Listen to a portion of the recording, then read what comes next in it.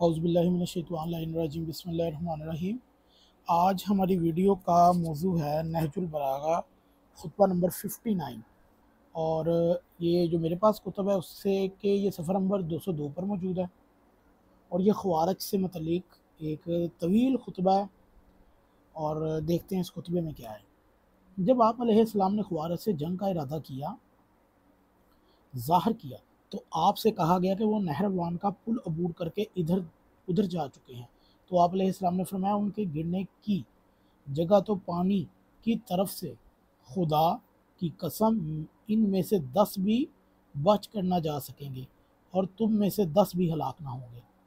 ایسی ہی یہ ہلاکت والی اتنے ٹکڑے والی روایت مصنف ابن ابی شیبہ اہل سنت کتاب میں بھی ہے۔ سید رضی فرماتے ہیں کہ اس خطبہ میں نطفہ سے مراد نہر فرات کا پانی ہے، اور پانی کے لیے یہ بہترین کنایا ہے، چاہے پانی زیادہ بھی ہو۔ جب خوارج مارے گئے تو آپ سے کہا گیا کہ وہ لوگ سب کے سب ہلاک ہو گئے۔ آپ نے فرمایا ہرگز نہیں، ابھی تو مردوں کی صلبوں اور عورتوں کے شکموں میں بھی موجود ہیں خوارج،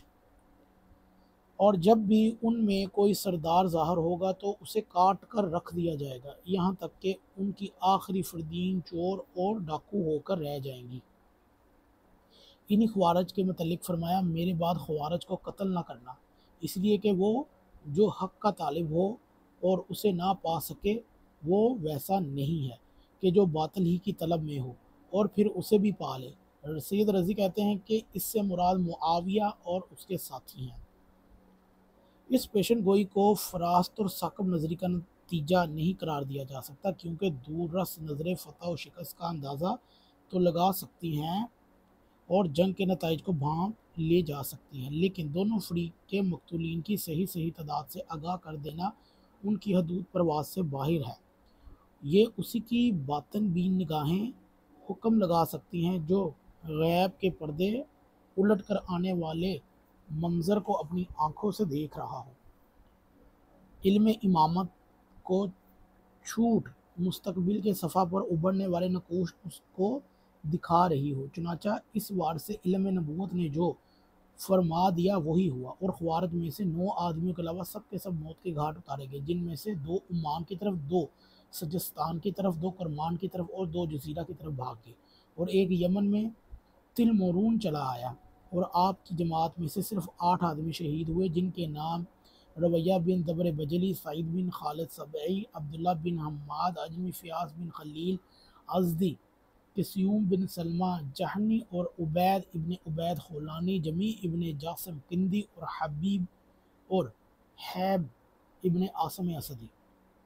امیر المومنین کی یہ پیشن گوئی بھی حرف بحرف پوری ہوئی، اور خوارج میں جو بھی سر اٹھاتا تلوار پر دھر لیا گیا۔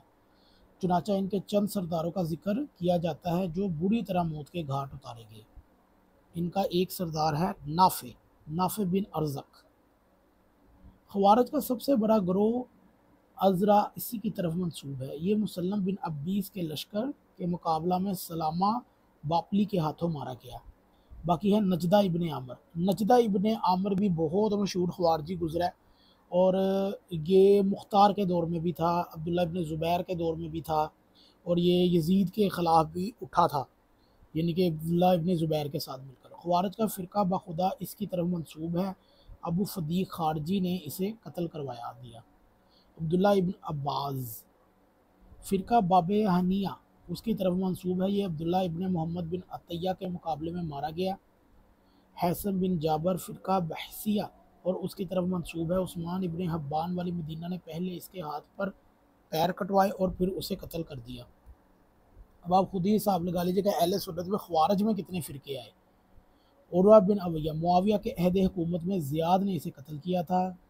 قطری بن فجاہ طبرستان کے علاقے میں جب سفیان ابن عبرو کی فوج کا اس کے لشکر سے ٹکراؤ ہوا تو سورہ ابن ابجر دارمی نے اسے قتل کیا۔ شوذب خارجی سعید ابن عمرو حرشی کے مقابلے میں مارا گیا۔ خوسرہ بن وداع اسدی بنی طے کے ایک شخص کے ہاتھ سے قتل ہوا۔ مستور بن ابن عرفہ معاویہ کے عہد میں مغفل ابن قیس کے ہاتھوں مارا گیا۔ شبیب ابن یزید خارجی دریا میں ڈوب کر مرا۔ عمران ابن حرب سراسبی جنگ دولاب میں مارا گیا، ضحاک بن طلائی بنو طیاحیہ کے مقابلے میں مارا گیا، زبیر ابن علی السلیتی عطاب بن وقار کے مقابلہ میں مارا گیا، اور علی ابن بشیر اسے حجاج نے قتل کیا۔ اور پھر آتا ہے عبید اللہ ابن بشیر، محلب بن ابی صفرہ کے مقابلے میں مارا گیا، عبداللہ ابن الحماحوز جنگو دولاب میں مارا گیا، یعنی کہ اس کو جنگ میں مارا گیا، اس کا قاتل کا نام معلوم نہیں۔